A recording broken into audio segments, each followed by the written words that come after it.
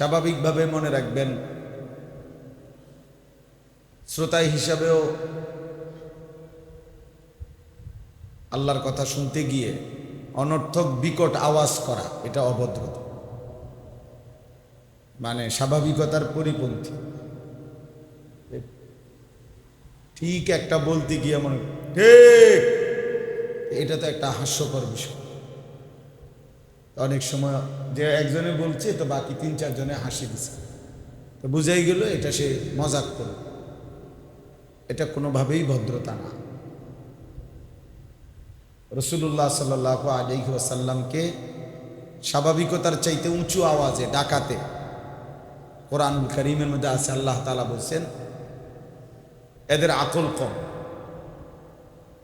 কোরআন শরীফের আয়াত আছে, ইন্নাল্লাযীনা ইউনাদুনাকা মিন ওয়ারাইল হুজরাত আকসারুহুম লা ইয়াকিলুন।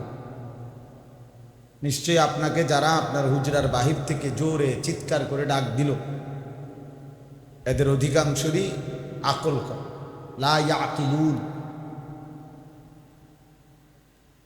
এরপরে এটা জরুরি, খুব খেয়াল করে। এই জন্য সুবহানাল্লাহ বলেন আর আলহামদুলিল্লাহ বলেন, আপনি আন্দাজ করবেন যে এটা স্বাভাবিক আওয়াজ কিনা নাকি বিকট আওয়াজ, এটা খেয়াল করা। রাসূলুল্লাহ সাল্লাল্লাহু আলাইহি ওয়াসাল্লামের সাথে চলা অবস্থা একদিন, বাবা খেয়াল করো, তুমি বসো, তোমার আরামসে বসো, যে বেশি জোর আওয়াজে আল্লাহ, ওই যে মৌলানা সাহেব আপনারে বলছে, মৌলানা সাহেব পাঞ্জাবিওয়ালা ভাই, মৌলানা সাহেব বলছে শুরুতে যে যেটা আমি বলতাম উনি মাশাআল্লাহ বলছেন, এটা যে মোবাইল হাতে ধরে রেকর্ড করলে আমি এটা মেনে নেই, পছন্দ করি। পছন্দ বলতে আমি কারণে পছন্দ করি, কারণ হলো এতে ওই ব্যক্তির মনোযোগ বসে না, মানে দিল জমে না, বারবার তার মোবাইলের কথা মনে পড়ে, ফলে মোবাইলে সুন্দর করে ওঠে, দিলে কিছু আসে না। কারণ কারো মোবাইলের মধ্যে যদি মনে করেন 10,000 ওয়াজ থাকে, তো ওনার কবর আযাব মাফ তো, বা মোবাইলটা ফেরেশতার কাছে জমা দিলে চলবে তো, তাই দিলে আসা দরকার, জিন্দিগিতে আসা দরকার। এই জন্য এটা জরুরি। এই জন্য আর কি আমি একটু কঠোর, মানে আমার কথা হলো চোখের দিকে তাকাইয়া শুনবে বুজুর্গদের কথা, আউলিয়াদের কথা। মানুষের জিন্দিগির সবচেয়ে কার্যকর পরিবর্তন কোনো আলেম দ্বীন, কোনো হক্কানি রব্বানি আল্লাহর প্রিয় কোনো বান্দার চোখের নজর যার উপরে পড়ে, এই নজরের বরকতে জিন্দিগি বদলায়। একটা তো হইল আমি ওয়াজ শুনছি, অমুকের সুর ভালো, অমুকের টান ভালো, অমুকের কথাটি ভাল লাগে, অমুকের তা চিৎকার দেয় যে মাঝে মধ্যে খুব ভাল লাগে, অমুকে যে 2-3টা হুঙ্কার মারে খুব ভাল লাগে, অমুকে যেটা টান দেরে ভাই টানটা কোন যেটা ছিলাম এই সুখ সদর্ব ধরে লাভ। বক্তার টান বালা না সুর বালা, আমনের কি? আমারে মনে করেন 1 কোটি মানুষ চিনে, মনে করেন আমি, তো আমনের কি? আমারে না চিনে তো আমনের কি? আপনার লাভ কি? আমারে চিনলে আপনি লাফান্বিত, বুঝেন না? অথবা আবার আমারে যদি 10 কোটি মানুষও চিনে, তো আমার কবর আযাব মাফ তো, তো আমার কি লাভ? আমার জনপ্রিয়তা দিয়ে আমার কি লাভ আর আপনার কি লাভ? কারোই কোনো লাভ। ধোকা, ধোকা, ধোকা, জনপ্রিয়তা ধোকা, ভাইরাল ধোকা, ফেসবুকের পরিচিতি ধোকা, ইউটিউবের পরিচিতি ধোকা, মিডিয়ার পরিচিতি ধোকা। হঠাৎ করে শুনবেন মিডিয়াও নাই, মিডিয়ার আব্বাও নেই, ফেসবুকও নাই, ফেসবুকে স্বাস্থ্য ভাইও নাই, কিচ্ছু নেই, কিছুই নেই। এটাই সত্যি, এটাই সত্যি। ফিতাওয়ালা ক্যাসেটগুলো এখন আর নাই, ওই ক্যাসেটগুলোতেও হাজারো লাখ ওয়াজ আছে, গান আছে, কিন্তু ওই ফিতার মধ্যে বহন করা যে গুণাগুলো, ওই ফিতার ক্যাসেট আজকে হয়তো নাই। কিন্তু ওই পুরুষ এবং ওই নারীদের ওই গুণাগুলো, এগুলা নিয়েই তাকে হাসরের ময়দানে উঠতে। সিডি, পাতলা পাতলা চ্যাপ্টা চ্যাপ্টা সিডি ক্যাসেট ছিল আগে, এগুলো এখন আর নেই। এগুলো আমি দেখছি। তা আমার বয়স কত? 300 বছর, কত? 250, 44 বছর, 44, 81 সালে জন্ম। তাইলে এই জন্য বললাম, এরকম অসংখ্য প্রযুক্তি আসছে গেছে, আসছে গেছে, নাই, এগুলো এখন আর নাই। কিন্তু গুণাগুলো থেকেই যাবে, নেকিগুলো থেকেই যাবে। আলিমাত নাফসুম মা কাদ্দামাত ওয়া আখরাত। এই জন্য বললাম সব কিছুই প্রথম প্রথম মোবাইল নাম্বার মানুষ 20টা 30টা মোবাইল নাম্বারও মুখস্থ বলতে পারত পরিচিত জনদের। এখন সহজলভ্য হয়ে যাওয়ার কারণে হোয়াটসঅ্যাপে আছে, ইমুতে আছে, এমনে আছে, হেমনে আছে, কওনে আপন জনের নাম্বারটাও মুখস্থ বলতে পারে। এই জন্য প্রযুক্তি থাকবে না, প্রতিনিয়ত নিত্য নতুন আধুনিকতা পিছনটাকে ভুলাইয়া দেয়। এই জন্য জীবনটা শুধুই কেবল ফেসবুক নির্ভর, ইউটিউব নির্ভর, টাচ মোবাইল নির্ভর জীবন বানাইলে কোনো সময় এটা বুদ্ধিমানের কাজ। এই যে ইউটিউবার যে ছেলেরা স্ট্যান্ড দিয়া মোবাইল বয়ান রেকর্ড করে, এদের অনেকের সাথে আমার গভীর পরিচয় আছে। মানে কিছু ছেলে আছে আমাদের এলাকার, এরকম প্রায় 15-20 জন আছে যারা আমারও খুব মহব্বত করে। ওদের প্রত্যেককে আমি বলছি আলাদা আলাদা যে সাবধান, এটাকে তুমি তোমার জীবনের পেশা বানাই, তোমার উপার্জনের মূল পেশা বানাই। ঠিক আছে, শৌখিন মন চাইছে কোনোদিন কিছুদিন, কিন্তু এইটা তোমার মূল কাজ যেন না, কারণ এই প্রযুক্তি থাকবে না, কিন্তু মুদি দোকান থাকবে। মুদি দোকান কি? কাপড়ের দোকান থাকবে। এটা পৃথিবীতে আল্লাহ পাকের একটা শৃঙ্খলা যে মানুষের এই প্রয়োজনীয় আইটেমগুলো ব্যবসা যুগ যুগ ধরে চলমান ছিল, আছে, থাকবে। কিন্তু এটা মানুষের নিত্য প্রয়োজনীয় একটি আইটেম না যে ফেসবুক সবার এত প্রয়োজনীয় যে কিয়ামত পর্যন্ত সবার লোকে লাগবে, এমন কিছু না। ইউটিউব এমন কিছু না। এজন্য এটা যেন আমার একমাত্র পেশা না হয়, এটা গুরুত্বপূর্ণ। এই জন্য বললাম কলিজার মধ্যে ধারণ করা উচিত, হৃদয়ের মধ্যে ধারণ করা উচিত। রাসূলুল্লাহ সাল্লাল্লাহু আলাইহি ওয়াসাল্লাম সাহাবায়ে কেরামকে প্রথম টোটালি লিখতে নিষেধ করছিলেন। এটা স্পষ্ট হাদিস, লা তাকতুবু আন্নি গায়রাল কোরআন। নবীজি ইসলামের শুরুতেই নবীজির হায়াতে সাহাবাদেরকে বলছেন, ব্যাপকভাবে তোমরা আল্লাহর কোরআন ছাড়া আমার থেকে যত কথা শুনতেছো হাদিস, এগুলো লিখো না। আপনি জিজ্ঞাসা করেন কোনো আলেমরে, নিষেধ করছে লিখতে। এমনকি এটা পর্যন্ত বলছে, ফামান কাতাবা আন্নি গায়রাল কোরআন ফালিয়ামহু। যদি কেউ কোরআন ব্যতীত আমার কোনো হাদিস লিখে থাকো এখন মুছে ফেলো। কেন? চাইছেন যে রাসূলুল্লাহ সাল্লাল্লাহু আলাইহি ওয়াসাল্লামের প্রতিটা হাদিস সুন্নাত সাহাবায়ে কেরামের শতভাগ প্রথমজন শেষজন সবার যেন কলজার মধ্যে গিয়া বসে। দিলে রাখো, আগে দিলে জমা, মুখস্থ করো, আমলে পরিণত করো, আমলে পরিণত। সব কাগজে আছে, কাগজে এরকম বহুত কথা আছে, কাগজে এরকম বহুত, বাংলাদেশের সংবিধান, বাংলাদেশের বহুত আইন কানুন কাগজে আছে। আমরা অনেকের আছে জীবনে 60 বছরও আমরা জীবনে জানিও না এই আইনটা যে আছে। কিন্তু সাহাবায়ে কেরাম নবী সাল্লাল্লাহু আলাইহি সাল্লামের সুন্নাত এত বেশি পরিমাণ নিজেদের মধ্যে, কলিজার মধ্যে, জীবনের মধ্যে নিছেন। হার সাহাবী প্রথমজন শেষজন নবী সাল্লাল্লাহু আলাইহি সাল্লামের সমস্ত সুন্নাত জানতেনও, আমলে পরিণতও করছেন। আমলে পরিণত করছে। এর জন্য হৃদয়ে ধারণ করা, জীবনে ধারণ করা, লেবাসে, পোশাকে, শরীরে, আচরণে, হৃদয়ে ধারণ করা ইসলামটা, কোরআনটা, হাদিসটা, এটা মূল চাওয়া। ইসলাহি মাহফিল মানে এটা, জিন্দেগি সংশোধন করা।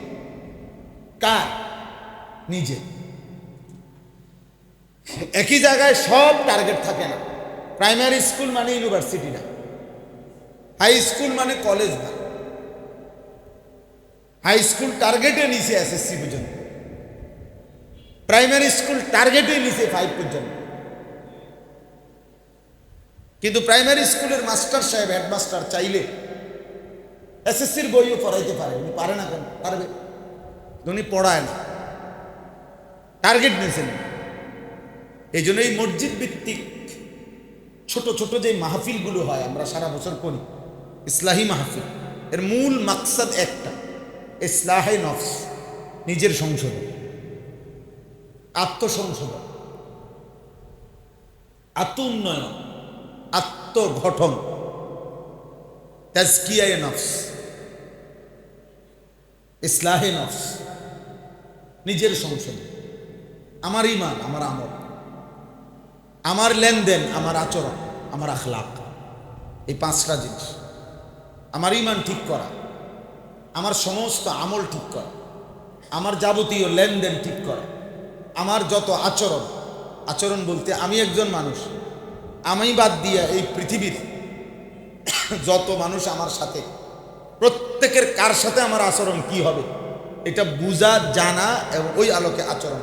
ও আমার বাবা, তার সাথে আমার আচরণ কি হবে, ইনি আমার মা, এনার সাথে আমার আচরণ কি হবে, এ আমার স্ত্রী, এর সাথে আমার আচরণ কি হবে, ও আমার ভাই, আফন ভাই, ওদের সাথে আমার আচরণ কি হবে, এরা আমার স্বাস্থ্য ভাই, জ্যাঠত ভাই, এদের সাথে আমার আচরণ কি হবে, উনি আমার প্রতিবেশী, ওনার সাথে আমার আচরণ কি হবে, ওনার সাথে আমি কিছুক্ষণের জন্য অটোতে উঠছি, 5 টাকার ভাড়া, উনিও নেমে যাবো, আমিও, এই 5 টাকার ভাড়ার এই 5 টাকার পথ, ওনার সাথে আমার আচরণ কি হবে, উনি আমার কাস্টমার, তা আমি ওনার বিক্রেতা, আমার আচরণ কি হবে, উনি আমার বস, আমি ওনার কর্মচারী, অথবা আমি কর্মচারী, উনি বস, এরকম। অর্থাৎ আচরণ ঠিক করা, আখলাক ঠিক করা। 5 নাম্বার হলো আখলাক। প্রত্যেক মানুষের কলবে, ভিতরে কিছু চরিত্র আছে উত্তম, আর কিছু আছে মন্দ স্বভাব। যেমন হিংসা একটা মন্দ স্বভাব, পরোপকার, অপরের কল্যাণ কামনা করা উত্তম স্বভাব। তো হিংসা দূর করার চেষ্টা করা, অপরের প্রতি কল্যাণ কামিতার মনোভাব তৈরি করার চেষ্টা করা। ধৈর্য একটি উত্তম স্বভাব। বদ, রাগ, শুধু উত্তেজিত, কথা কইবার আগে সেটা উনি বুঝেন না কথা। এই তাইলে বদ রাগ, বেহুদা রাগ, অনর্থক সাথে, এটা বন্ধ স্বভাব, এটা দূর করার চেষ্টা করা। ধৈর্য এটা আনার চেষ্টা করা। ভীরুতা, কাপুরু, শুধু বয়ফা, শুধু শুধু বয়ফা, শুধু শুধু বয়ফা, ভীরু, কাপুরুষ, এটা বন্ধ স্বভাব, জুবন আর কি এটাকে বলে। এটার থেকে উত্তরণ করা, সাহসিকতা, হিম্মত। এই পৃথিবীর সব মানুষ পারে, আমি পারবো না। হিম্মত, উত্তম স্বভাব, এই যে আখলাক। এরকম আরো অনেক আছে, আমি মানে এক কথায় বুঝাই। ওযু, নামাজ, সূরা, কেরাত, এগুলো আমল। আল্লাহর প্রতি ঈমান, ফেরেশতার প্রতি ঈমান, আসমানি কিতাবের প্রতি ঈমান, নবী রাসূলদের প্রতি ঈমান, আখিরাতের যাবতীয় ঈমান, তাকদীরের যাবতীয় ঈমান, এই সব ঠিক করা, এগুলোর নাম হলো ইসলাহে নফস। ইসলাহে নফস, এইটাই মাকসাদ ইসলাহি মাহফিল। এই জন্য কোনো মুসলমানের উচিত, জরুরি মনে রাখবেন, একজনই বুঝেন, ছেলেরাও হোক, জওয়ান হোক, বুড়ো হোক, আমি হই, আপনি হোক, এটা বোঝা উচিত যে এই পৃথিবীর শেষ পর্যন্ত যদি কারো জিম্মাদারি, কারো সংশোধন আমি করতে পারলাম না, মনে করেন, ধরে নেন আমার বিবি, আমার বাচ্চা, আমার ছেলে মেয়ে, আমার পরিবার, কাউর কিছু আমি করতে পারি নাই, কিন্তু নিজের সংশোধন, নিজের পরিবর্তন, নিজের জিন্দেগি গঠন, এখান থেকে কারো মুক্তি নাই। এখান থেকে, জবাবদিহিতার থেকে কেউ মুক্তি পাবে। আপনি যদি বলেন যে আল্লাহ আমার এলাকার আশেপাশে, অথবা আমি একটা 4তলা বিল্ডিংয়ে ভাড়া থাকতাম, 2 ইউনিট করে বাসা, 8টা ইউনিট, তাহলে 8টা ফ্যামিলি ভাড়া থাকে, 7টা ফ্যামিলির কেউই নামাজ পড়ে না দেখা আমি নামাজ পড়ি না, এটা কি কোনো যুক্তি? এটা কোনো কারণ? আল্লাহ তাআলা বলুন না থাক ঠিক আছে, হ্যাঁ গোটা আমি হ্যাঁ করে জিগাম, তোমারটা কর, তুমি তোমারটা বলো বেটা। ওরা কি লেগে নামাজ পড়তো না, ওরা ফিটুন লাগলে আমি ফিট, তুমি তোমারটা বলো, তুমি ছেড়ে দিলা কেন? এই ইসলাহে নফস। শেষ পর্যন্ত একজন মানুষ সামনে বহু যে আল্লাহ আমি 30 বছর আমার স্ত্রীরে বলছি, সে পর্দা করে না, হ্যাঁ আচ্ছা একটা অজুহাত যদি সঠিক হয়। আল্লাহ আমি 50 বছর আমার ছেলেরে নামাজ পড়তে বলছি, ওই পড়ে না, হ্যাঁ ঠিক আছে অজুহাত। কিন্তু আপনার নামাজ,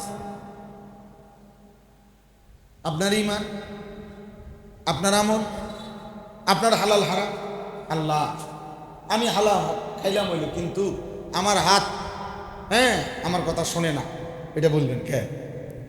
আমার ঠ্যাং আমার কথা শোনে না, আল্লাহ আমার চোখ আমার কথা শোনে না, এই কথা বলতে পারবেন নাকি?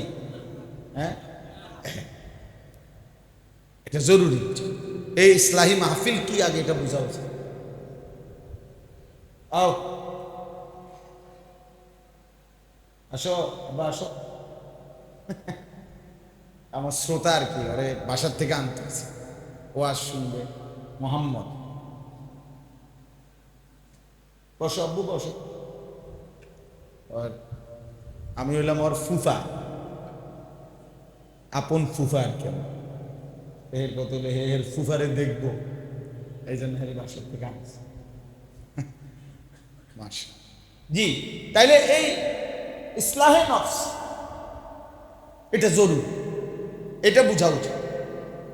কষ্ট করে মনোযোগ দেয় ছেলেরা, ভাই তোমরাও বুঝো। আমি ব্যক্তিগতভাবে দোস্ত বিশ্বাস করো না এই প্রদর্শনী লৌকিকতা পছন্দ করি না, অনেক আনুষ্ঠানিকতা, এটা আমার ভালো লাগে। আমি কোনো নির্বাচনী এটা জনসভাও না, আমি কোনো প্রার্থীও না, আমার কোনো মার্কাও নাই, কাজেই কয়জন এটা আমার কোনো দেখার বিষয়। আল্লাহর কথা একজনের জন্য যে পরিমাণ গুরুত্বপূর্ণ, খোদার কসম 1 লক্ষের জন্য সমান গুরুত্ব, সমান গুরুত্ব, সেম গুরুত্ব। এই জন্য বললাম আর কি, একজন শুনলেও সমস্যা নাই, 1 লক্ষ শুনলেও সমস্যা, কোনো অসুবিধা।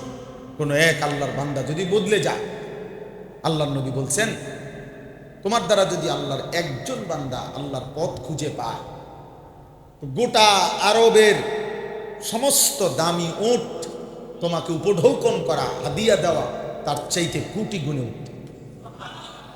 ফাওয়াল্লাহি লা আন ইয়াহদিয়াল্লাহু বিকা রাজুলান ওয়াহিদান খায়রুন লাকা মিন হুমুরিন নাআম। আল্লাহর কসম, নবীজি বলছে, আল্লাহর কসম, এটাও নবীজি বলছে, নবীজি বলছে কসম, যে তোমার দ্বারা একজন আরবের সমস্ত লাল চিহ্ন বিশিষ্ট দামি, সবচেয়ে দামি উট সবগুলো দেওয়ার চাইতে,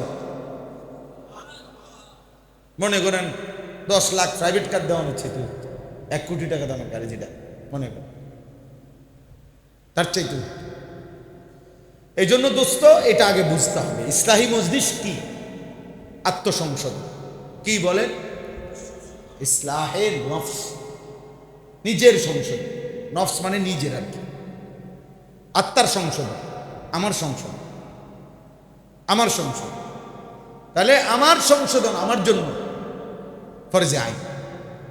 আমি যদি আর অজুহাত দেখাইয়া সবার থেকে মুক্তি নিতে পারি, কিন্তু আমি আমার ব্যাপারে কোনো অজুহাত দেখাইয়া হাসরের ময়দানে খোদার কসম মুক্তি নিতে পারি। কোরআন কারীমের সূরা নিসার মধ্যে আছে, আমাদের প্রিয় নবী সাল্লাল্লাহু আলাইহি সাল্লামকে আল্লাহ বলছে, ফাকাতিল ফি সাবিলিল্লাহ লা তুকাল্লাফু ইল্লা নাফসা ওয়া হাররিদিল মুমিনিন। সাংঘাতিক কথা এটা। অর্থ হলো নবী, আল্লাহর পথে যুদ্ধ করতে গিয়ে, জিহাদ করতে গিয়ে যদি আপনি কাউকে না পান, আপনি একাই যুদ্ধ করেন, একাই। ফাকাতিল, এটা এক বচনের শব্দ, ওয়াহিদ মুযাক্কারে আহাদ, একাই যুদ্ধ করেন। কেন?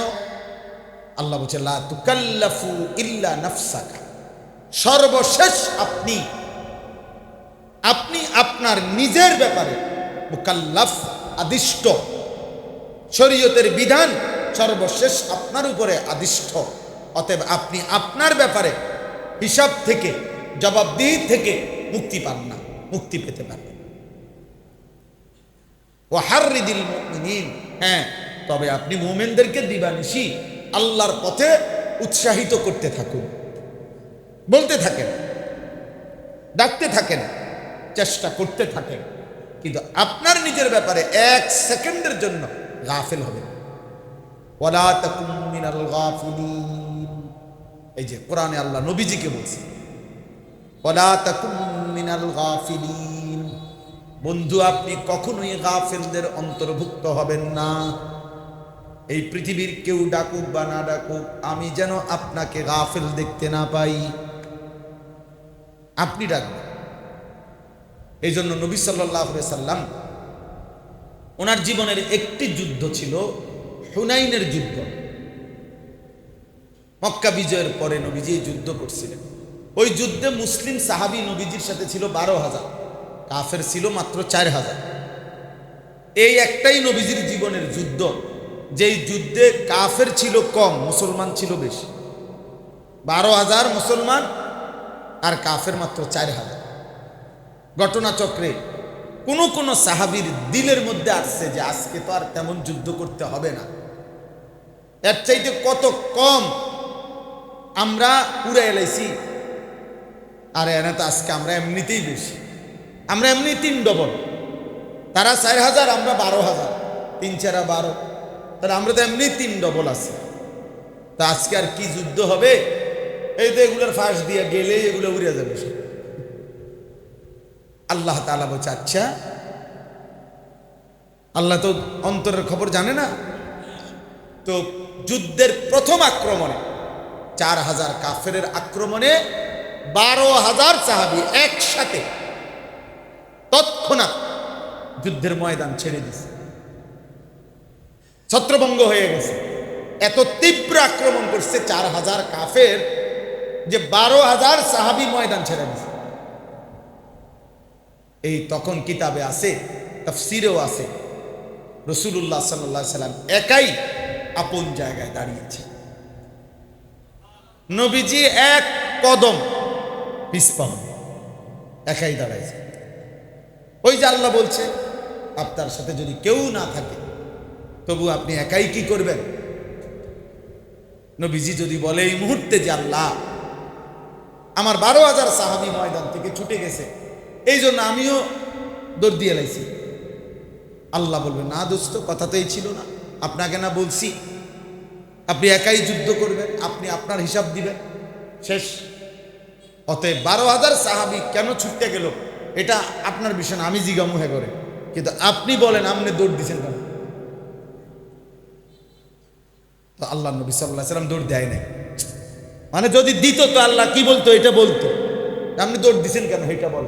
ওরা দৌড় দিছে, আবু বকরেরটা আবু বকরকে জিগামো, ওমরেরটা ওমরের জিগামো, আমনেরটা আমনে বল। এই বাপ আমি এটা বুঝাইলাম, ইসলাহি মজলিস অনেক ফায়দামান, উপকার, ব্যক্তির ভিতরে অনুভূতি জাগে, নিজের ভিতরে উপলব্ধি আসে যে আমি কি করছি, আমার কি করা উচিত, আমি কোথায় যাব। এটা যদি কারো অনুভূতি থেকে চলে যায়, আমি কে, আমি কি করছি, আমার কি করা উচিত, খোদার কসম এটা যদি কেউ ভুলে যায়, আত্মভোলা হয়, তো কোনো ওই ব্যক্তির উপরে তাফসীরের মধ্যে আছে আল্লাহর সবচেয়ে বড় লানত, আযাব, আল্লাহর সবচেয়ে বড় দুনিয়াতে মাটির উপরে মানুষের উপরে আল্লাহর সবচেয়ে বড় শাস্তি কি? তাফসীরের মধ্যে আছে সবচেয়ে বড় শাস্তি হলো কোনো মানুষকে আল্লাহ তাআলা লাগাতার অব্যাহত গুনার মাত্রা যদি কেউ বাড়াইয়া ফেলে তো আল্লাহ তাকে আত্মভোলা করে দেয়। আত্মভোলা। ফাআনসাহুম আনফুসাহুম, সূরা হাশরের 19 নম্বর আয়াত আল্লাহ বলছে। এটা হলো কোনো মানুষের উপরে সবচেয়ে বড় বিপদ। আচ্ছা, আত্মভোলা অর্থাৎ এবার সে তার গন্তব্য ভুলে যায়। সে তার কবর, হাসর, মিজান, ফুলসেরাত, আখেরাত, সে তার করণীয় বর্জনীয়, হালাল হারাম, জায়েজ না জায়েজ সব ভুলে যায়। সে নিজের মাকেও দেখে, রাস্তার নারীও দেখে, সে তার বিবিকেও দেখে, সে তার পরের নারীকেও অশ্লীল ছবি দেখে, বউরও দেখে, নাটক সিনেমার নর্তকীরও দেখে। হালাল হারামের কোনো পার্থক্য। ব্যবসার হালাল টাকাও নেয়, সুদের টাকাও নেয়, কিস্তির টাকাও নেয়। কথা বুঝছেন? দুটোটা বরাবর। মনে করেন মাল এটা বিক্রি করে মিথ্যা বলে 900 করে লাভ হয়েছে 30 টাকা, তো এই 30 টাকাই কোনো ধোঁকা ছিল না। স্বাভাবিক বেচলে হয়তো 10 টাকা লাভ হইতো, তো এই 10 টাকা তো হালাল ছিল।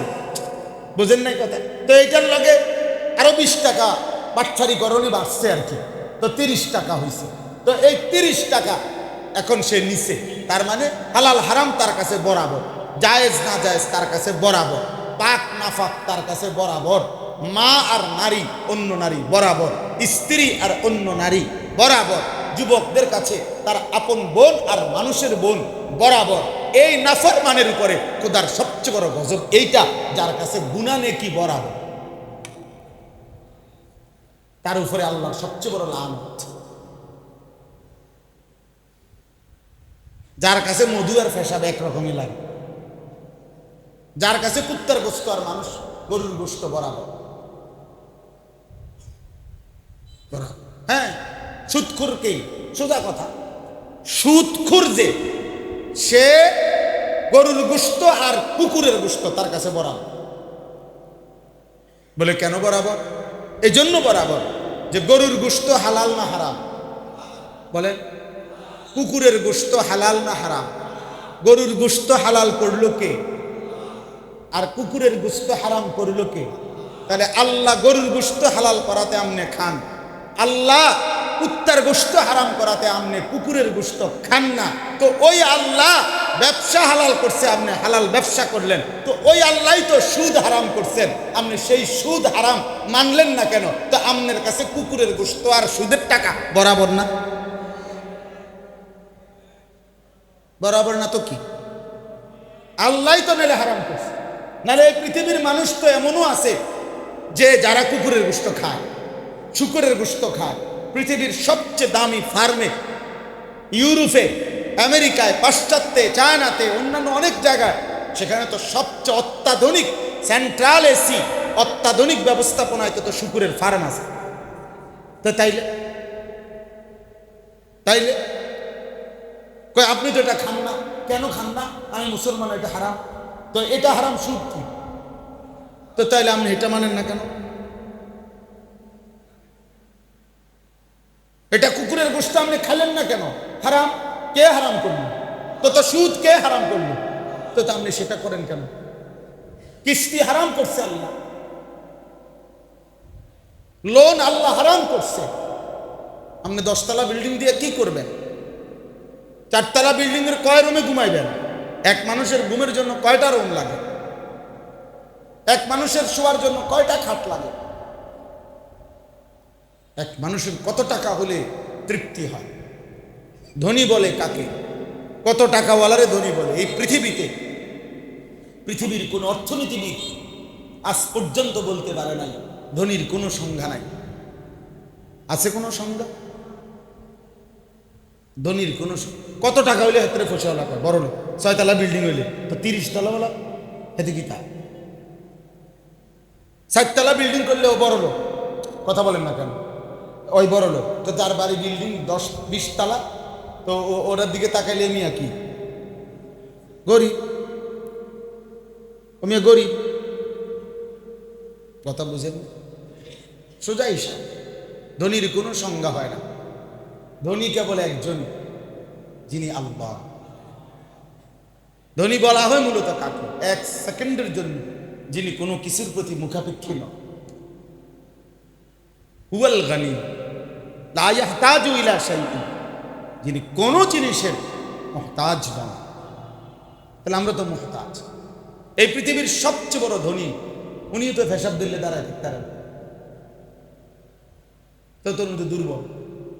আপনি এত বড় ধনী, পেশাব দিলে কি আপনি বইয়া না থাকবেন চুপচাপ? হ্যাঁ, আগামীকাল পেশাব করবেন ফজরের পরে, পারবেন? তা আপনি কিসের ধনী? আপনি তো মুখাপেক্ষী, আপনি তো দুর্বল, আপনি তো দুর্বল। সামান্য পেশাবের কাছে আপনার বেল নাই, আপনি মাতবরি করেন। 4 বারের জায়গা 6 বার 2 ঘন্টার মধ্যে বাথরুমে আসা যাওয়া করলে, হ্যাঁ, শুইয়া লাইছে। ডাব কই, স্যালাইন কই, ফ্লাজিল কই, হ্যাঁ, মনে হয় না আর বাস থাক, দোয়া করো মাফসাফ করে দিল। কি আঙ্কেল সমস্যা কি? না কইও না আঙ্কেল, যাইতে আছে শুধু পানি। পায়খানা না বাইরেছে বেটা, আর কি হাত খুললে পড়ে গেছে না পাও খুললে পড়ে গেছে? বলে পায়খানা না বাইরেছে। তো পায়খানার কাছে না ফরমান, এত দুর্বল যে মানুষ, সে আবার অহংকার করে কিসে? যে মালিক 1 ঘন্টায় 6 বার পায়খানায় ঢুকাইলে যে দুর্বল হয়ে যায়, সেই যুবক অহংকার করে কি? এক মানুষ অহংকার করে কি? আল্লাহ তাআলা কোরআনুল কারীমে বলছে, লা তামশি ফিল আরদি মারহা, আমার বান্দা কোনোভাবে অহংকার করে জমিনে হেঁটো না, অহংকার কইরো না। ইন্নাকা লান তাখরিকাল আরদা, যত বড় অহংকার করে তোমার জুতা বুট জুতা যত মজবুতি হোক না কেন, যত জোরেই হাঁটো না কেন, তুমি তো এই জমিন ফাটাইতে পারবা না। তো মাতবরি করো কেন? তুমি দেখো না, 1 ফোঁটা বৃষ্টির পানি যদি 1 ফোঁটা কেউ হাতে নেয়, এটা কেমন ওজন? 1.5 কেজি, আধা কেজি, 1 পোয়া, 250 গ্রাম বৃষ্টির 1 ফোঁটা পানি। তো আল্লাহ তাআলা বলেন, 1 ফোঁটা বৃষ্টির পানি এটা কতটা পাতলা, কতটা হালকা, অথচ এটা এই জমিন মাটি ছিদ্র করে ফেলে, ছিদ্র করে পানি নিজে জমা হয়, কিছুদিন পরে ওই পানিতে ওই ফসল খেতে ফসল ফলে মতো। আন্না সাবাবনাল মাআ সাব্বা সুম্মা শাকাকনাল আরদা শাক্কা। আল্লাহ বলেন, আমি অঝোর ধারায় বৃষ্টি নামাই, আর সেই বৃষ্টির পানি দিয়ে আমি আল্লাহ এই জমিনকে ছিদ্র ছিদ্র করি, চালনির মতো ছিদ্র করি।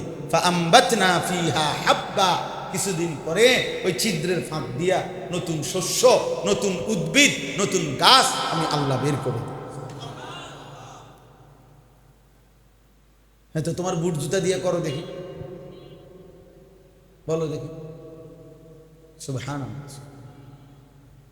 ওয়ালান তাবলুগাল জিবালা তুলা, আল্লাহ বলে, ঘাড় যে উঁচা করছো, অহংকার করছো বান্দা, তুমি যে ঘাড় লম্বা করলা, কতটুকু লম্বা করবা?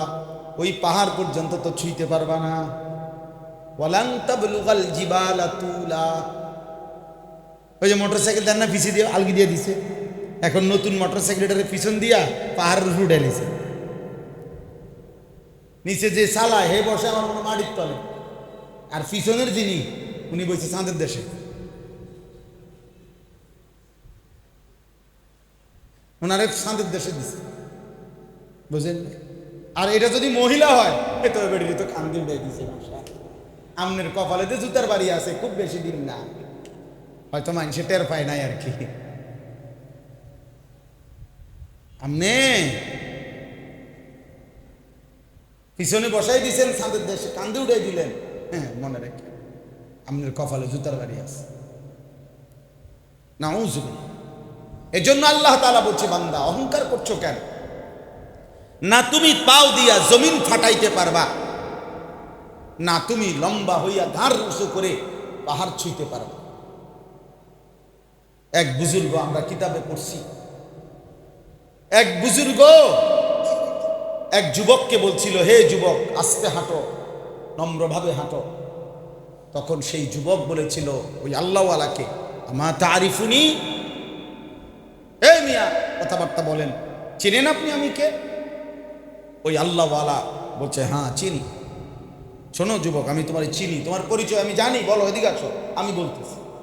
তো তিনি বললেন, তুমি হলা সে যার শুরুটা ছিল এক ফোঁটা দুর্গন্ধযুক্ত নাপাক বীর্য। তুমি সে যার শেষটা কবরে রাখার অল্প কিছুদিন পরে দুর্গন্ধযুক্ত একটা পচা লাশ। আর তোমার এই মুহূর্তে চলমান এই হায়াতে তোমার পেটে আছে কিছু পায়খানা দুর্গন্ধযুক্ত। এই তুমি যার শুরুটা একটা দুর্গন্ধযুক্ত নাপাক বীর্য, আউয়ালুকা নুতফা, যার শেষটা একটা পচা দুর্গন্ধযুক্ত লাশ, যার পেটে এখন বহন করছে নাপাক দুর্গন্ধযুক্ত পায়খানা। হ্যাঁ, তুমি বড়াই করো কেন? তুমি বড়াই করো কেন? কিসের অহংকার করছে? হায় ছেলেরা, তোমরা যদি বুঝতাম, একটা মোবাইল তোম করে পাগল বানায় দিচ্ছে। হায় উম্মত, 12,000 টাকার কাছে হারিয়ে গেল, 18,000 টাকার একটা মোবাইলের কাছে হেরে গেল। কথা এমন ছিল না। এই পৃথিবী মোমেন তো এমন হওয়ার কথা ছিল, মুসলমানের যুবক, যারা এই পৃথিবী শতবার দিল যে অন্যায়ের সামনে মাথা নুইবে না, আল্লাহর নাফরমানি করবে না। কথা তো ছিল এই, কথা তো ছিল এই।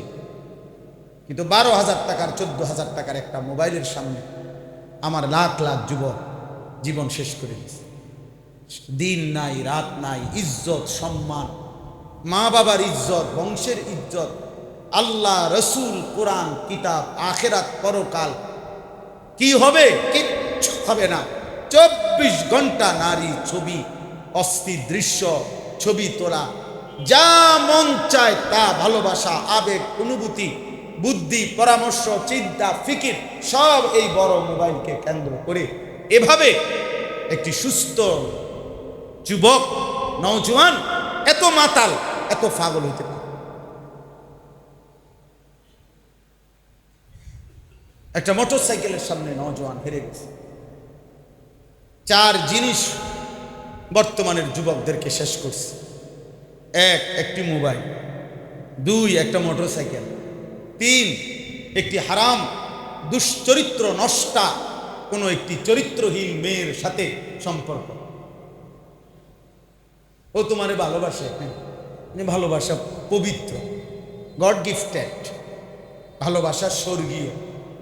হ্যাঁ, এত বড় মিথ্যা কথা যে স্বামী স্ত্রী ব্যতীত ছেলে মেয়ের বিবাহ বহির্ভূত প্রেমকে যদি কেউ আল্লাহ প্রদত্ত বলে, স্বর্গীয় বলে, ও মুশরিক, ও বেঈমান, ও মুশরিক বেটা।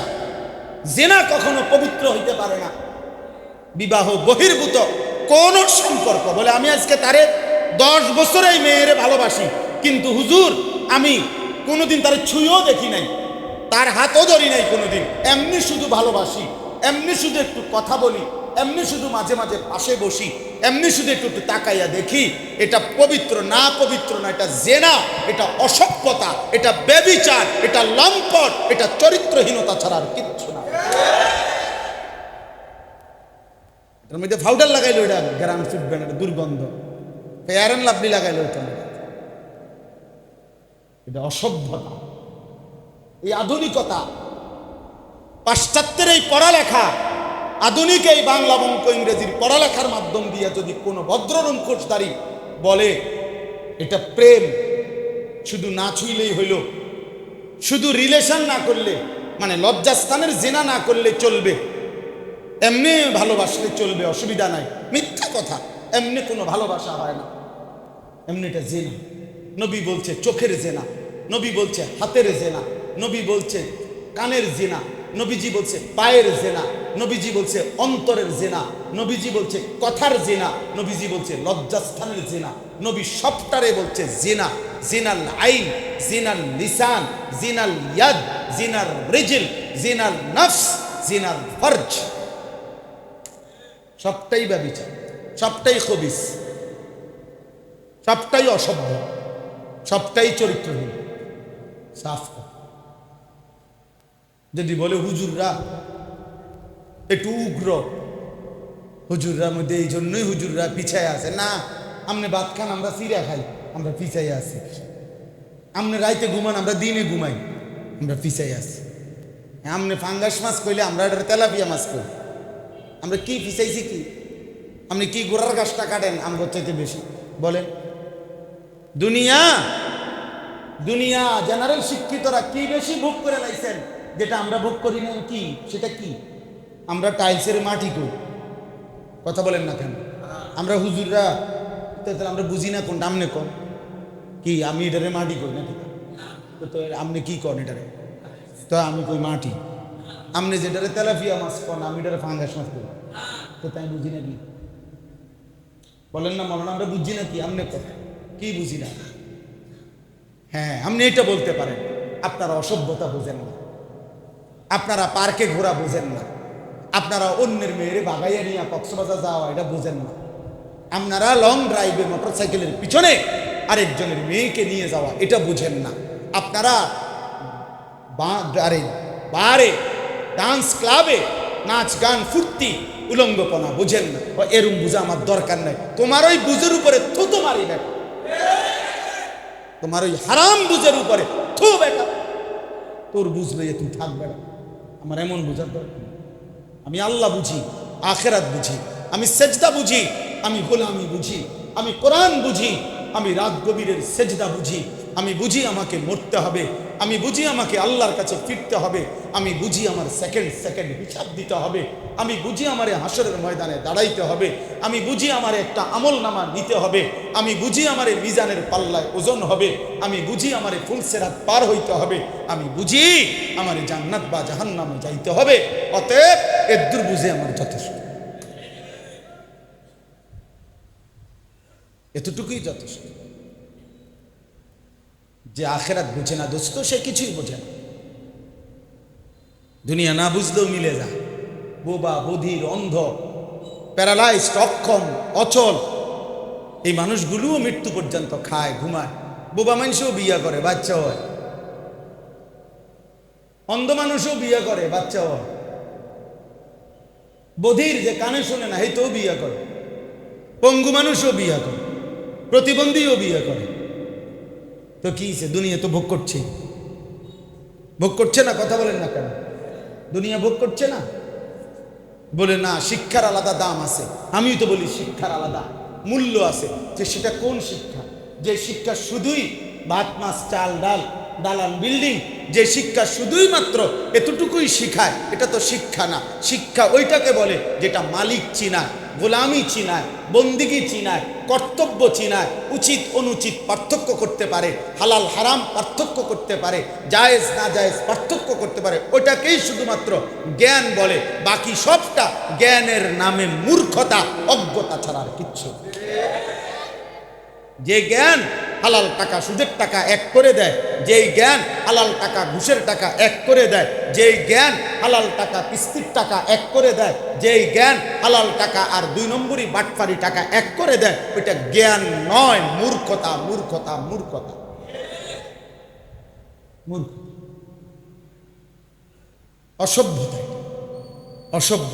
কথা তো বলে শুদ্ধ, প্যান্ট স্যুট বুট তো খুব চুল আশ্রানো, একদম স্প্রে মাইরা খুব সুন্দর, কিন্তু এক খোঁচা দিয়া টাকা মাইরা দিছে 300 কোটি।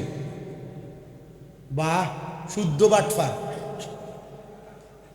সিটার কোনো নর্মাল সিটার না, শুদ্ধ সিটার, শুদ্ধ বাটফার, শুদ্ধ হারাম করে, নয়তো কি? বলেন বাবা, বলে দোস্ত, ভাবতে শিখি, নিজেরে চালাক মনে করেন। নাফরমান চালাক হয় না, বেনামাজি চালাক হয় না, হারামখোর চালাক হয় না, সুদখোর চালাক নয়, কিস্তিখোর চালাক নয়, বেপর্দা নারী চালাক নয়, বেহায়া নারী চালাক নয়, সেজদা যে দেয় না সে চালাক নয়, ফজরের নামাজ যে পড়ে না সে চালাক নয়। প্রিয় নওজোয়ান, তোমাদের বলি বাপ, ইনসাফ করে দেখো। আত্মভোলা যে যে নিজেকেই চেনে না, নিজের কর্তব্যই বোঝে না, যে সৃষ্টিকর্তাই চেনে না, বানানোওয়ালাই চেনে না, মনিব চেনে না। আহা, ও শিক্ষিত হলো কেমন? শিক্ষিত হলো। হাদিসের মধ্যে আছে, নবী সাল্লাল্লাহু আলাইহি সাল্লাম বলছেন, আল্লাহুম্মা, নবীজি দোয়া করতেন, আল্লাহুম্মা ইন্নী আউযু বিকা মিন ইলমিন লা ইয়ানফা। আয় মাওলা, এমন জ্ঞান, এমন ইলম থেকে আমি পানাহ চাই যে জ্ঞান আমার আখিরাতের উপকারে আসবে। ওয়া মিন কলবিন লা ইয়াখশাউ, নবী দোয়া করতেন, আল্লাহ এমন দিল থেকে আমি পানাহ চাই যেই দিল আপনার ভয়ে নম্র হবে না। অমিন দাওয়াতিন লা ইউস্তাজাবু, নবী দোয়া করতেন, আল্লাহ এমন দোয়া থেকে আমি পানাহ চাই যেই দোয়া আপনি কবুল করবেন। যেমন হারাম দোয়া আল্লাহ কবুল করেন, হারামের জন্য দোয়া, হারামের টাকা নিছে কিস্তিতে, টাকা নিছে সুদে, 12 লক্ষ টাকা নিয়ে বিদেশ পাঠাইতে আছে, আগামী সোমবারে ফ্লাইট। হুজুর রে বলছে খাস করে দোয়া করো। কি খাস করে কি দোয়া? আল্লাহ সুদে বরকত দেন নাকি? কি খাস দোয়াটা কি? তাই কথা বুঝছেন? এটা দোয়াটা কি? তাই কি দোয়া চাইলেন? কি চাইলেন? আস্তাগফির, আস্তাগফির। 500 টাকা দিয়ে দিলে হুজুর রে হয়ে যাবে। হ্যাঁ, বেহেশত হুজুরের আব্বার সম্পত্তি। ইমাম সাহেব বেহেশত টেন্ডার নিছে না? সাফ কথা। অতএব প্রিয় ভাই নওজোয়ান, শহরের মানুষ আপনারা, কিশোর নওজোয়ান ভাই, তোমরাও পড়ালেখার নামে কিছু না কিছু তো পড়তেছো ভাইয়া। কেউ এসএসসি, কেউ ইন্টার, কেউ কলেজ, কেউ ইউনিভার্সিটি। নিষেধ করি না পড়তে, ইউনিভার্সিটি পড়া নিষেধ না দোস্ত। বাংলা, অঙ্ক, ইংরেজি, জেনারেল শিক্ষা হারাম নয় ভাইয়া। পদার্থ, জীববিজ্ঞান, রসায়ন বিজ্ঞান হারাম না ভাইয়া। ইংরেজি হারাম না, হারাম কেউ বলে না। আল্লাহ ভুলা হারাম। আল্লাহ ভুলে গেলা কেন? নামাজ ভুলে গেলা কেন? হালাল হারাম ভুলে গেলা কেন? নিজের বোন আর পরের বোন ভুলে গেলা কেন? হায়া লজ্জা ভুলে গেলা কেমনে? এটা না বললাম। জেনারেল শিক্ষা তো নিষেধ না। আমি তো কুমিল্লা ভিক্টোরিয়া কলেজ থেকে মাস্টার্স পাস করছি। আমি সায়েন্স বিজ্ঞান বিভাগ থেকে দাখিল পাস করছি, এসএসসি। আমি তো বিজ্ঞানের ছাত্র। সারা বাংলাদেশে সর্বোচ্চ নাম্বার পেয়ে ফার্স্ট হয়েছে, 1 নাম্বার সমগ্র বাংলাদেশ 1998 সালে। বুঝছে? তখন 20 জন স্ট্যান্ড করতো সারা বাংলাদেশে। গোল্ডেন A+, A+ না, তখন ছিল সারা বাংলাদেশে মেধা তালিকায় 20 জন স্ট্যান্ড করতো। এর মধ্যে 1 নাম্বার হয়েছে, আলহামদুলিল্লাহ। তো এর অর্থ হলো এই না আল্লাহকে ভুলে যাওয়া না দোস্ত। এই জন্য আত্ম উপলব্ধি আজকের মূল কথা, এটা আমার মূল বক্তব্য। নিজেকে চেনা দরকার। যুবক ভাই, তোমারে যদি বাবা যত্ন না নেয়, মনে করো আখিরাতের সন্ধান দিল না, মা দিল না, পৃথিবীর কেউ যদি না দেয়, তারপরেও তোমার আল্লাহকে চিনা তোমার জন্য জরুরি। যদি বলো ভাই মা বাপ খেয়াল করে নাই, না না খেয়াল করলে ওনাগো ফিডা আছে, ঠিক আছে, কিন্তু তুমি তোমার আখিরাত ঠিক করো। এই জন্য জওয়ান বুড়া আমাদের সকলের দায়িত্ব, বাবা নিজের ফিকির করা, কমপক্ষে দুটুকু।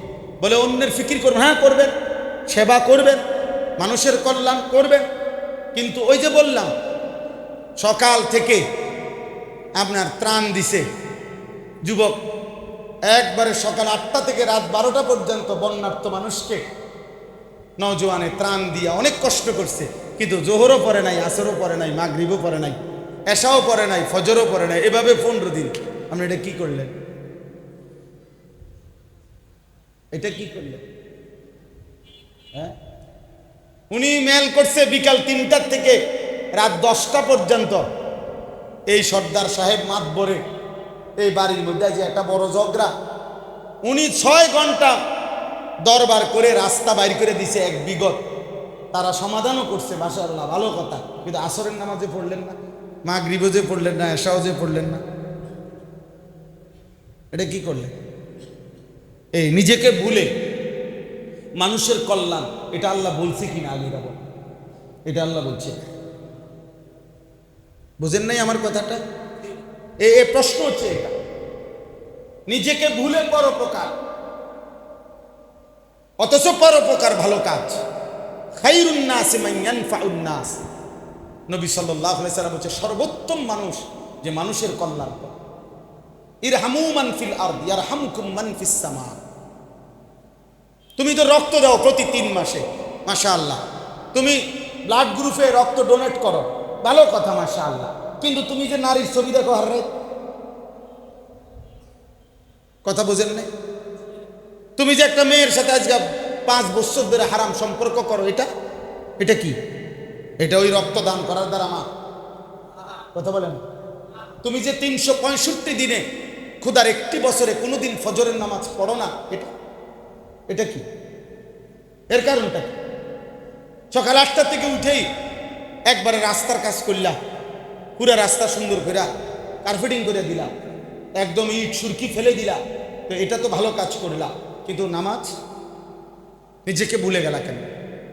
এই জন্য দয়া করে সর্বকথার মূল কথা আমি এই মজলিসের গুরুত্বের জন্য এটা বলছি। বললাম না একই মজমায় সব বলতে হবে, এটা জরুরি। প্রাইমারি স্কুলে পুরো কলেজ পড়া পড়াইলেই তৈব, এটা জরুরি। আবার হবে মজমা, অন্য প্রসঙ্গে আবার হবে কথা, কিন্তু ইসলাহি মাহফিলের মূল চেতনা হলো নিজের সংশোধন। কার? এটা হলো আজকে আমার মূল বক্তব্য। নিজেকে ভুলে না চাই, নিজেকে ভুলে না চাই, নিজেকে ভুলে না চাই। ওয়ালা তুলকু বিআইদিকুম ইলা তাহলুকা, আল্লাহ বলছে তোমরা নিজেকে নিজে ধ্বংসের দিকে ঠেলে দিও। আল্লাহ তাআলা বলছেন, এই যে নতুন শ্রোতা আসছে, মোবাইল শ্রোতা, মনে নয় দেখেন না, ওনার কেমনে বুঝাইবেন? ওনারা তো এতক্ষণ ছিল না, ওনারা এখন আসছে যে নতুন। তাইলে দেখেন, আমি কথা শেষ করতে চাচ্ছি, আর অল্প একটু কথা, 10টা মিনিট শুনে। তো আল্লাহ তাআলা বলছেন কোরআনে, ইয়া আইয়ুহাল্লাযীনা আমানু আলাইকুম আনফুসাকুম, হে ঈমানদারগণ তোমরা সকলেই নিজেকে আঁকড়িয়ে ধরো। কাকে? কাকে?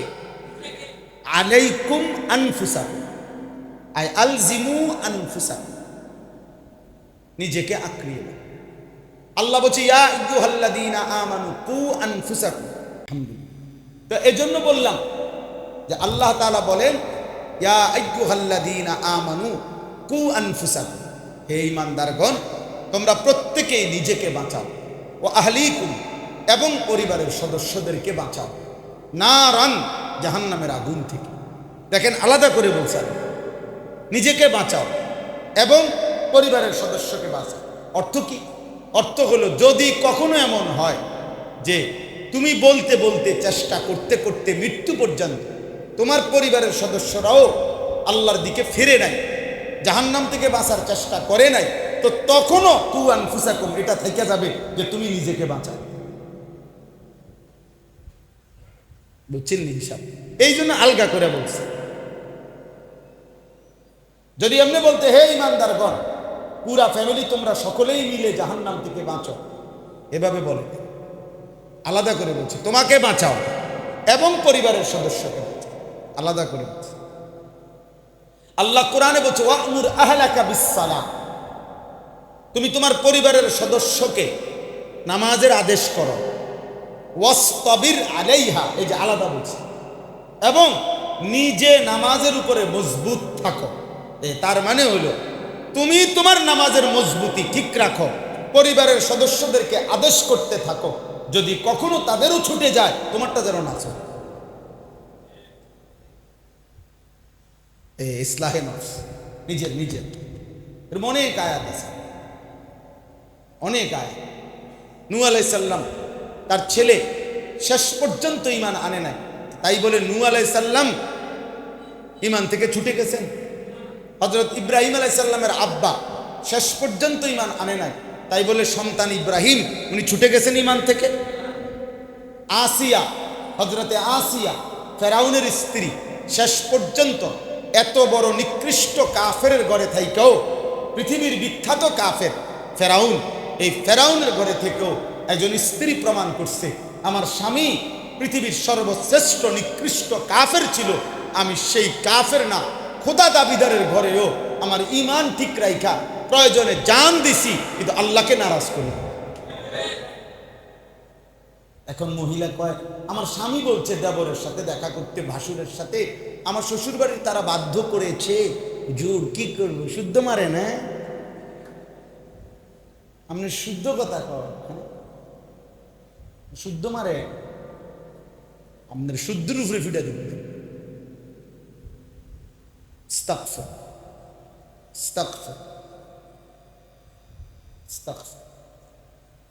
এবং স্বামী প্রয়োজনে 1000 বার ছেড়ে দিত, আমি মালিকের নাফরমানি করব, তোমার মতো স্বামী প্রয়োজনে ছুটে যাবে, তোমার মতো স্ত্রী প্রয়োজনে ছুটে যাবে। স্ত্রী যার বেপরদা ও তো আল্লাহর দুশমন, ও তো নবীর দুশমন, ও তো ইসলামের দুশমন, ওর সাথে বোঝাপড়া করতে হবে। তুমি আমার স্ত্রী, মুসলমানের এমন হবে কেন? হযরত সাদ ইবনে উবাদা হাদিসের মধ্যে আছে, নবীজির বিখ্যাত সাহাবী, মদিনার আনসার সাহাবী, সর্দার ছিলেন, মদিনার সাহাবাদের সর্দার ছিলেন তিনি, হযরত সাদ ইবনে উবাদা। উনি বলছিলেন ইয়া রাসূলুল্লাহ, আমি যদি কোনোদিন জীবনে একবার লাউ রাআইতু রাজুলান মা ইমরাআতি লা দারাবতুহু বিসাইফ, উনি বলছে আমি যদি কখনো কোনোদিন আমার স্ত্রীর সাথে কোনো পর পুরুষকে, ভিন পুরুষকে দেখি, 1 মিনিটের জন্য তরবারি বের করে গর্দান তৎক্ষণাৎ ফেলে দেবো, আলাদা করব। আমি এটা মেনে নিতে পারি না, আমার স্ত্রী কেন ভিন পুরুষের সাথে বেপরদা। হাদিসের মধ্যে আছে সাহাবারা তৎক্ষণাৎ সকলেই জোরে বলে উঠছে আল্লাহু আকবার, যে সাদের গায়রত, আত্মসম্মান কি করবে। হাদিসের মধ্যে আছে নবী সাল্লাল্লাহু আলাইহি সাল্লাম বলছে এই পৃথিবীতে কোন পাপের কারণে আল্লাহর আত্মসম্মানে, আল্লাহ তাআলার প্রেস্টিজে, আত্মসম্মানে সবচেয়ে বেশি আঘাত লাগে কোন পাপের কারণে? নবীজি বলছে জিনা, ব্যভিচারের কারণে। নারী পুরুষ যখন হারাম যে কোনো সময়, এই জিনা মানে শুধু লজ্জাস্থানের জিনা, বললাম না আগে, হাত দিয়ে ছুঁয়ে দিলেও জিনা, চোখ দিয়ে তাকায় থাকলেও জিনা, কান দিয়ে ওর হারাম কথা শুনলেও জিনা, অন্তর দিয়ে হারাম কল্পনা করলেও জিনা, তার সাথে পায়ে হেঁটে পার্কে, রেস্তোরাঁয়, বিনোদন কেন্দ্রে গেলেও আপনার জিনা। জিনা পড়ালেখার টেবিলে হইলেও জিনা, হারাম হারাম হারাম হারাম। আমরা আমার উগ্র কনার জিডে যে যেমনি হারাম হারাম, হ্যাঁ হারাম, যেটা হারাম। অতএব আল্লাহ নবী সাল্লাল্লাহু আলাইহি সাল্লাম বলছেন আল্লাহ সবচেয়ে বেশি রাগান্বিত আর কোন পাপের কারণে, সবচেয়ে বেশি। মা মিন আহাদিন আগিয়ারু মিনাল্লাহ আন ইয়াজনিয়া আবদাহু আও আন তাজনিয়া আমাতাহু। আল্লাহর কোন বান্দা বান্দি যদি জিনা করে, আল্লাহ নবী বলেন এই জমিনের মধ্যে আর কেউ এতটা আত্মসম্মানে লাগে না, আল্লাহর আত্মমর্যাদায় যে পরিমাণ আঘাত লাগে। এই জন্য ইসলামী শরীয়তে, ইসলামী দণ্ডবিধিতে, ইসলামী আইনে সবচেয়ে কঠোর শাস্তি কোন পাপে? জিনা।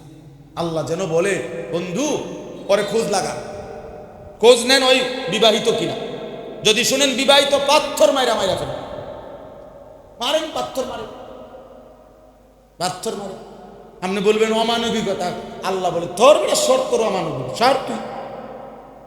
আল্লাহ পাক বলছে বন্ধু শুধু পাথর মারবেন না, বরং তার শাস্তির দৃশ্য, জেনার শাস্তি যদি কাউকে দেওয়া হয় তাহলে উপস্থিত ইমানদাররা যেন সম্মিলিতভাবে একসাথে দেখে, চোখে যেন দেখে তার পরিণতি কি হচ্ছে।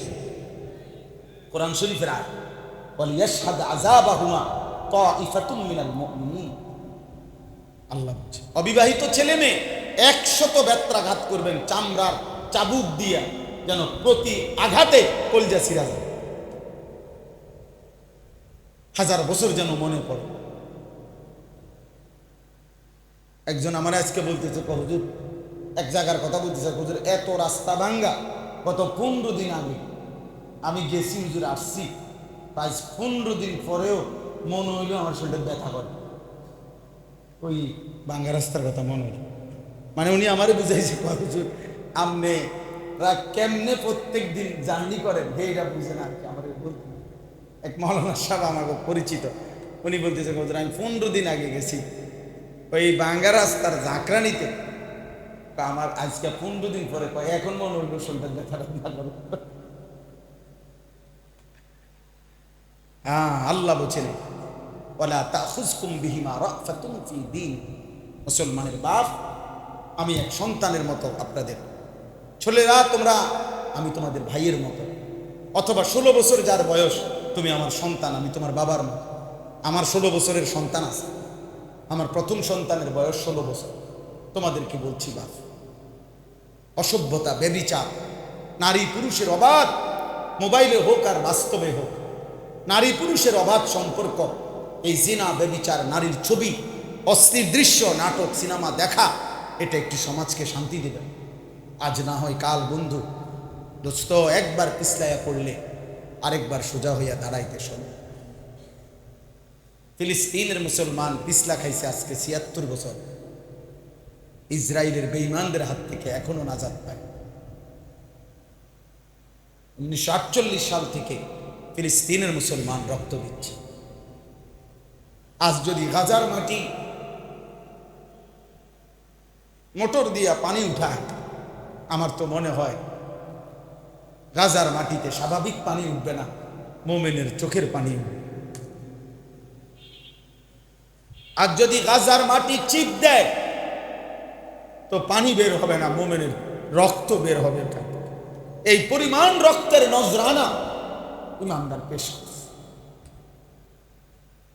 কিন্তু বিজয় আসবে, বিজয় হবে, ইসরায়েল হারবে, কোন সন্দেহ নেই। ফেরাউন যেহেতু হারিয়ে গেছে, নমরুদ হেরে গেছে, সাদ্দাদ আর কারুন যেহেতু হারছে, পৃথিবীর সমস্ত জালেম যেহেতু হারছে, তো এই বেঈমান নেতানিয়াহু নামের এই কুত্তাও হেরে যাবে, এত কোনো সন্দেহ নেই। কথা হইল মালিক আল্লাহ তাআলাই জানেন আর কত রক্ত নিবেন, আর কত চোখের পানি নিবেন, কত মালিকের ফাঁসে। 1964 ইংরেজিতে রোহিঙ্গাদের উপরে প্রথম অত্যাচার শুরু হয়েছে, আজকে প্রায় 60 বছরের বেশি, 61 বছরের কাছাকাছি। আজও তারা ঘুরে দাঁড়াইতে পারে। 1947 ইংরেজিতে ব্রিটিশ যখন এই উপমহাদেশ ছেড়ে দেয়, সেই সময় কাশ্মীর অমীমাংসিত ছিল। মানে ব্রিটিশ যখন এই ভারত এবং পাকিস্তান আলাদা করে দিয়ে গেছে, হিন্দুস্তান আর পাকিস্তান, তখন কাশ্মীরের সমাধান দিয়ে যায় না। এই 47-এর পর থেকে আজকের এই দিন পর্যন্ত প্রায় 78 বছরের কাছাকাছি এই কাশ্মীরের মুসলমান ইন্ডিয়ার বেঈমানদের হাতে রক্ত দিচ্ছে, আজও ঘুরে দাঁড়াইতে পারে। এজন্য প্রিয় ভাই নওজোয়ান, নারী দেখা শেষ কথা না, মোবাইলের ছবি দেখা শেষ কথা না বাপ, অশ্লীল দৃশ্য দেখা শেষ কথা না ভাইয়া। তোমার আব্বা সরকারি চাকরি করে, এটা শেষ কথা না। তোমার বাপ বিদেশ থাকে, এটা শেষ কথা না। তোমার আব্বার উপার্জন ব্যবসা মাশাআল্লাহ ভালো, এটা শেষ কথা না দোস্ত। তুমি ভেবো না এটাই তোমার মৃত্যু পর্যন্ত নিরাপত্তার গ্যারান্টি, যে তুমি এক ওয়াক্ত নামাজ পড়তে হবে না, তুমি আল্লাহরে ডাকতে হবে না, তুমি নারী দেখো, ছবি দেখো, মোটরসাইকেল চালাও, জিনা করো, ব্যভিচার করো, মদ খাও, নেশা করো, গাঁজা খাও, জুয়া খেলো, তোমার আব্বার সম্পত্তি কমবে না, তোমার বাবার ব্যবসায় ভাটা পড়বে না, তোমার আব্বার বিদেশ বন্ধ হবে না, তোমার উপার্জন, তোমার বাড়ি ভাড়া, বিল্ডিং এর বন্ধ হবে না। না দোস্ত, খোদার কসম, এটা বিষয়টা এমন না। কোনো এক রাত গভীরে দুশ্মনের শুধু হিসাব, শুধু আওয়ামী লীগ বিএনপির হিসাব করলে হইতো না, হিসাব শুধু বাংলাদেশের 2-4টা দলের হিসাব করলে হবে না, হিসাব করতে হবে সারা পৃথিবীর। আগামীর যুদ্ধ ঈমান আর কুফরের যুদ্ধ, আগামীর যুদ্ধ মুসলমান আর ইহুদির যুদ্ধ। অতএব সেই যুদ্ধে যদি কোনোদিন রাত গভীরে আন্তর্জাতিক হামলা হয়, তো সেদিন দেখবা 1 ঘন্টায় হয়তো লক্ষ বিল্ডিং সমান হয়ে গেছে। সেদিন হয়তো 1 ঘন্টায় 30 লক্ষ হয়তো 10 কোটি মানুষ পথে বসে গেছে, আর সেখানে তুমিও থাকবে। তখন বুঝবা অভাব কাকে বলে, তখন বুঝবা মোবাইল টিপার মজা কি, তখন বুঝবা 300 টাকা দিয়ে চুলের কাটিং করার টাকার মূল্য কাকে বলে, তখন বুঝবা বাবার একটি একটি টাকা নষ্ট করার উপকারিতা। আমি সতর্ক করলাম, একজন হলে একজন সতর্ক করলাম, গুনাহ ছাড়েন, গুনাহ ছাড়েন। লাভ কি হবে? যদি পৃথিবীতে টিকতে নাও পারি, ঈমান নিয়ে আমল নিয়ে যদি মরে যাইতে পারি, অসুবিধা নাই। কমপক্ষে এতটুকুতে জালেম যদি শেষও করে ফেলে, আখেরাত তো পায় যায়। কিন্তু নামাজ নাই, রোজা নাই, হালাল নাই, হারামের বাস বিচার নাই, আবার দুনিয়াও পাইলাম না, তো এই অবস্থায় যদি জীবন দিতে হয়, আখেরাত বুঝেন নাই কথাটা? আল্লাহ আমাদেরকে তৌফিক দান করেন। আজকের এই সবগুলো কথার কথা হলো ইসলাহের